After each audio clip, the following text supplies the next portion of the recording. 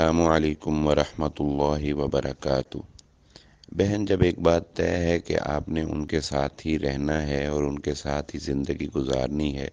اور یہ حالات کا تقاضا ہے اور یہ آپ کی مجبوری ہے، تو پھر کیوں نہ انسان اپنے آپ کو خوش رکھ کر زندگی گزارے۔ بہرحال آپ نے جو اپنی کیفیت بیان کی ہے ہو جاتا ہے ایسا، اس میں کوئی ایسی پریشانی والی بات نہیں، لیکن اس میں اصل میں کچھ ایسا ہے کہ آپ نے اپنے ذہن کو ایسا بنا لیا ہے کہ گویا اب آپ ان کے ساتھ مینٹلی ایڈجسٹ ہو ہی نہیں سکتی۔ ایسا نہیں ہے۔ ایک تو آپ کو چاہیے کہ آپ ذکر و اذکار کثرت سے کریں، اللہم الف بین قلوبنا و اصلح ذات بیننا،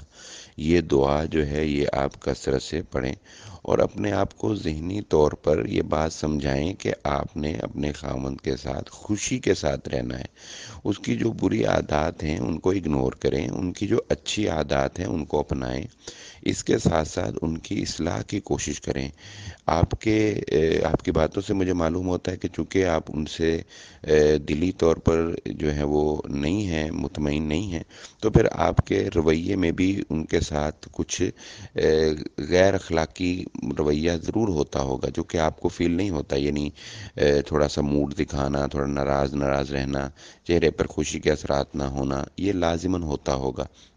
انسان کو خود کو اس کی ایسے معاملات محسوس نہیں ہوتے، دوسرا اس کو محسوس کرتا ہے۔ تو آپ کو چاہیے کہ آپ بھی اپنی فیلنگز جو ہیں وہ ان کے لیے بہتر بنائیں، خوش کن چہرے کے ساتھ ان سے ملیں، ان کی خدمت کریں، ان کو باور کروائیں کہ آپ ان سے بہت محبت کرتی ہیں۔ خامن جب یہ دیکھتا ہے کہ میری بیوی میری خدمت گزار اور میرے سے بہت محبت اور چاہت کرنے والی ہے، تو وہ کوئی پتھر کا نہیں بنا ہوتا، وہ اس کا بھی دل موم ہو ہی جاتا ہے۔ تو آپ ان کے دل کو موم کرنے کی کوشش کریں، اور ان کے لیے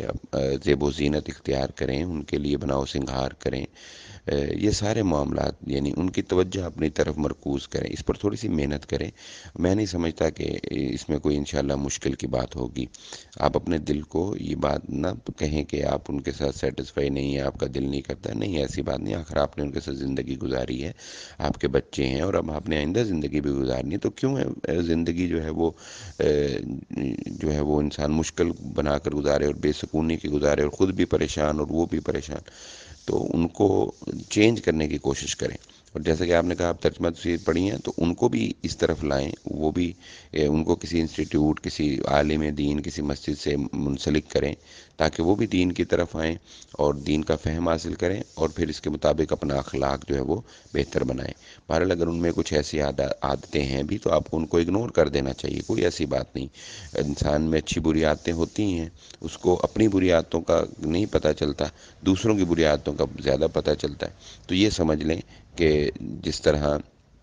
اللہ تعالیٰ نے انسان کو بنایا ہے، اس میں اچھی عادتیں بھی بری عادتیں بھی ہیں، تو جس طرح ہماری بری عادتوں کو لوگ برداشت کرتے ہیں، اس طرح ہمیں بھی ان کی بری عادتوں کو برداشت کر درگزر کر دینا چاہیے۔ تو آپ اپنے دل کو بدلنے کی کوشش کریں، انشاءاللہ یہ کوئی اتنا مشکل کام نہیں ہے۔ اللہ تعالیٰ آپ کی مدد فرمائے، آمین، واللہ اعلم۔